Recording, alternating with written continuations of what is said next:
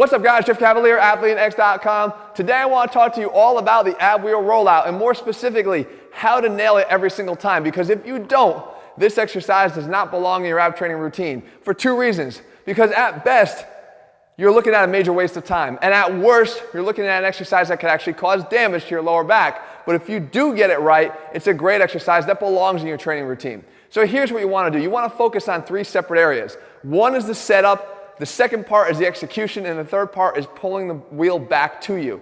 Those are the three areas. Obviously, every exercise is made up of those three components, but in this case, people tend to screw up in those three areas, so we want to cover all of them. So when you're getting set up for the exercise, the first thing you want to do is focus on the position of your back and your hips. And the key here is that you don't want to follow some advice where people tell you to flatten everything out in one straight line. Because what you're doing here is you're immediately taking this exercise and making it solely one thing. And that is, at least as far as the abs are concerned, and that is an anti-extension move. And while that is a tremendous component of this exercise, it's not the only one. So when you get into this position here and then you roll out, which is what people will advise you to do, they're basically letting the lats do all of the work. While this could be a great lat builder, especially if you don't have weighted options at home, that's not the focus of the move. We're not doing straight arm pushdowns here to build our lats. What we're trying to do is develop the strength in our core. And we know that one of the functions of the core is to flex the spine, but it doesn't mean we have to get an overflexion of the lumbar spine. So watch what I'll do instead. I'll do more of a cat and camel here, right? Where I'm pulling up, tucking the upper abs up into my chest. That's the feeling I want to have. And I'm not rounding out the lower back excessively here. Okay, all I've done is bring it more into a neutral position from an anterior tilt. So now when I'm in this position, I want to keep it there. So now we go right into the second part, and that is the rollout. Now the rollout, what we're focusing on here is to go out only as far as you can handle, because the main goal here now is to maintain that tightened core and prevent a quick, fast overextension of the spine, because that's when we start to do damage to the lumbar spine.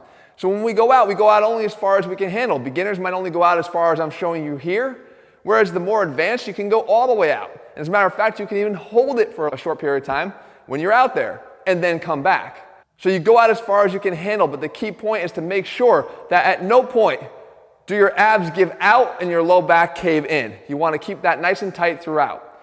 So now here's the key for me. When you're coming back in, what is initiating the pull-in? If you're letting your hips do the work, you're ruining all the good work you established to this point. And that's what a lot of people do. And people will say, I'll do hundreds of ab rollouts. Not if you're doing them right. If you go out and your first move is to pull your hips back so that you're getting a lot of hip flexion to drive the wheel back in, then you're not doing it right.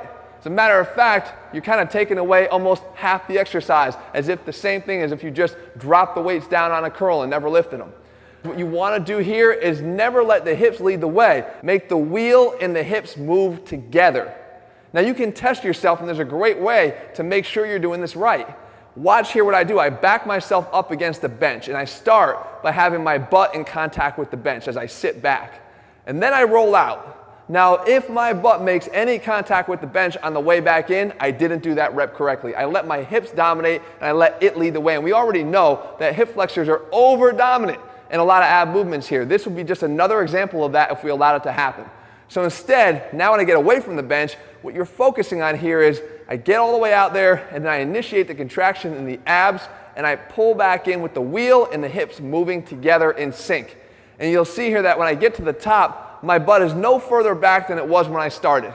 And that is a properly executed ab wheel rollout. And that's what you should be focused on every single time. And guys, it rolls over to all of our ab training. It's not just trying to crank out reps. I think this is where this gets bastardized more than anywhere else in our training, is focused on hundreds of reps of ab training. No, focus on quality reps and forget counting how many you're doing. The key is to make sure that all of your reps count, and that is when you're going to be training your abs effectively and more safely. If you're looking for a program that puts the science back in strength, that makes sure that you get not just your ab training right, but every single thing you do, then head to AthleanX.com right now and get one of our AthleanX training programs. In the meantime, if you found this video helpful, leave your comments and thumbs up below. Let me know what else you want me to cover here, and I'll do my best to do that for you in the days and weeks ahead. Remember guys, when you're trying to do something good for your body, the last thing you want to do is something that hurts you. As long as you're doing this right, I promise you will get great results from using this wheel right here. All right, guys, talk to you soon.